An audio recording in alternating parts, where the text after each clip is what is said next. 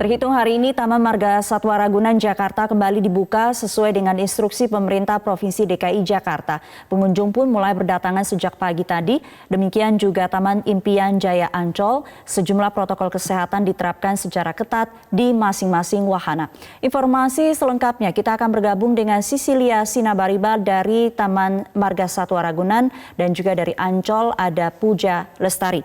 Kita akan ke Sisilia terlebih dahulu. Sisilia, di hari pertama mulai dibuka kembali Ragunan, seperti apa suasana di sana?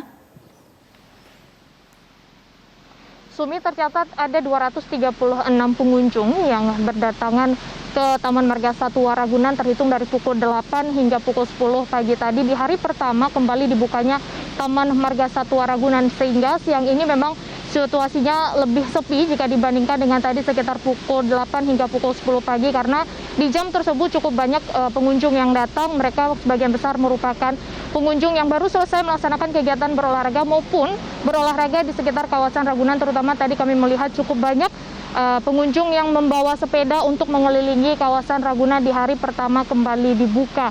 Namun memang pihak pengelola mengeluarkan sejumlah aturan dan juga ketentuan bagi para pengunjung yang hendak berwisata di kawasan Taman Marga Satwa Ragunan. Yang pertama, wajib merupakan warga DKI Jakarta yang ditunjukkan melalui KTP DKI Jakarta.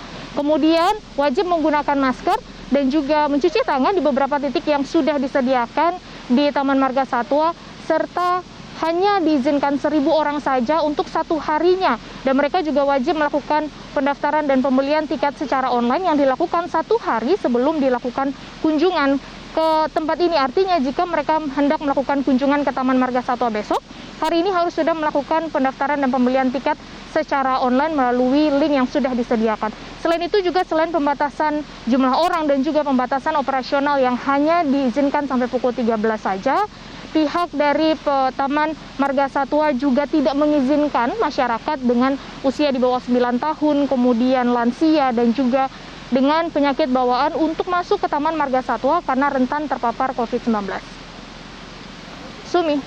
Ya, Sisilia, meskipun hari pertama belum ramai pengunjung, tetapi protokol kesehatan seperti apa yang diterapkan di sana?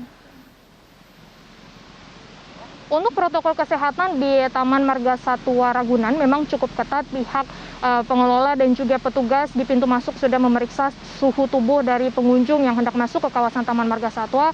Selain itu juga sudah dilakukan pengawasan dari petugas gabungan, baik itu dari TNI, pihak kepolisian maupun satuan tugas pengamanan langsung dari pihak pengelola Taman Marga Satwa Ragunan. Selain itu juga pihak petugas dan juga pihak pengelola sudah memberikan sosialisasi, baik itu dari pengeras suara maupun dari poster yang ditempel di beberapa titik penting yang ada di Taman Marga Satwa, serta menyediakan tempat untuk mencuci tangan, serta pembatas ataupun tanda untuk masyarakat tetap menjaga jarak selama berada di Taman Marga Satwa ini. Namun tentu meskipun sosialisasi dan juga imbauan terus dilakukan oleh pihak petugas, masyarakat tetap diharapkan untuk memiliki kesadaran sendiri untuk tetap menggunakan masker, menjaga jarak, dan juga menjaga kebersihan.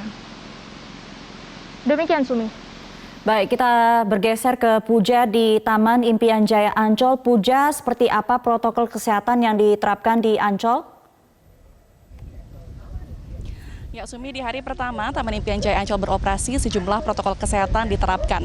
Secara umum, seluruh pengunjung diwajibkan untuk memakai masker dan pengunjung juga dihimbau untuk membawa perlengkapan dan juga alat makan pribadi. Dan tidak hanya itu, pengunjung yang diperbolehkan untuk masuk ke Taman Impian Jaya Ancol ini tidak diperbolehkan untuk membawa anak usia di bawah 5 tahun dan juga lansia di atas 50 tahun. Dan seluruh pengunjung juga diwajibkan untuk memiliki KTP DKI Jakarta. Sejumlah protokol kesehatan juga diterapkan di masing-masing objek wisata, salah satunya ialah di kawasan pantai, pengunjung diwajibkan untuk menjaga jarak.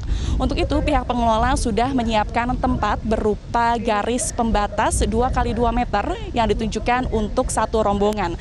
Nantinya, satu tempat rombongan dengan rombongan yang lain memiliki jarak kurang lebih 2 meter untuk memastikan bahwa pengunjung menjaga jarak sosial.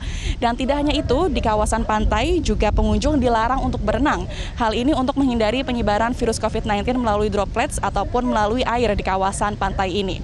Untuk itu pihak pengelola sudah membatasi garis pantai dengan tiang pembatas dan juga garis pembatas, dan di pinggir pantai ini juga sudah disediakan penjaga pantai untuk memastikan tidak ada pengunjung yang nekat untuk berenang.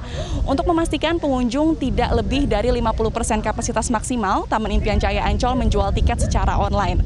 Pengunjung diwajibkan untuk membeli tiket H-2 atau 2 hari sebelum kedatangan di Taman Impian Jaya Ancol. Dan tidak hanya membeli tiket secara online, pengunjung juga diwajibkan untuk mengisi formulir data diri yang menyatakan bahwa pengunjung memiliki KTP DKI Jakarta, tidak memiliki gejala seperti sesak nafas, batuk maupun demam, dan juga tidak membawa anak di bawah usia 5 tahun ataupun lansia di atas 50 tahun. Dan apabila nantinya setelah membeli tiket secara online, namun pengunjung ini ditemukan membawa rombongan ataupun anak usia di bawah 5 tahun atau lansia di atas 50 tahun, maka pengunjung tidak diizinkan untuk masuk ke dalam kawasan Taman Impian Jaya Ancol. Sumi. Ya, Puja, dari sejak pagi dibuka hingga siang hari ini, bagaimana animo masyarakat untuk datang ke Ancol? Ya, Sumi, di hari pertama pembukaan kawasan Taman Impian Jaya Ancol, kami memantau bahwa saat ini kondisi masih sepi. Kami tidak melihat adanya antrian kendaraan di pintu masuk dan juga di kawasan Taman Impian Jaya Ancol ini. Sementara untuk di beberapa objek wisata yang sudah dibuka, seperti di Dufan ataupun di SeaWorld, kami juga tidak menemui adanya kepadatan ataupun antrian pengunjung untuk masuk ke dalam objek wisata ini. Dan untuk di kawasan pantai, tempat saya berada saat ini, tepatnya di Pantai Lagun, pada pagi tadi kawasan ini sempat diramaikan oleh beberapa pengunjung yang memiliki tujuan untuk berolahraga, seperti pengunjung yang membawa sepeda ataupun pengunjung yang memang ke pantai ini untuk lari pagi.